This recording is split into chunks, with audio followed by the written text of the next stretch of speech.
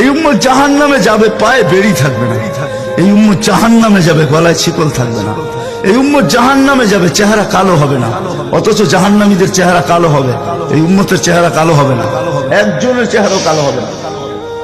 ফেরেশতা জিজ্ঞেস করবে, আল্লাহ চেহারা তো ঝকঝকে, গলায় নাই শিকল, পায়ে নাই বেড়ি, হাতে নাই হাত কড়ি, এটা আবার কি পাঠায় দিলেন? তো আল্লাহ জবাব দিবে, আমার বন্ধুর উম্মত, খবরদার। তো ফেরেশতা মালিক জিজ্ঞেস করবে, দারোগা হাতকড়ি নেই কেন? বলছে, যেই হাত উঁচুতে ব্যবহার হয় ওইটা হাতে হাতকড়ি লাগে না। যেই পাও মসজিদের দিকে চলে ওই পায়ে বেড়ি লাগে না।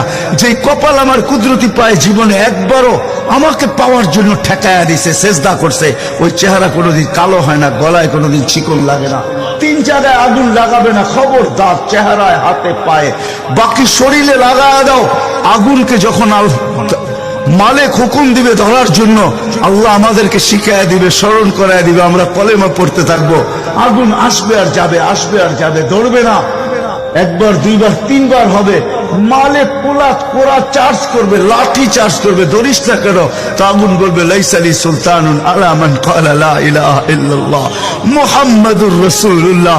এই কলেমা যে পড়ে তাকে ধরার ক্ষমতা আমার নাই।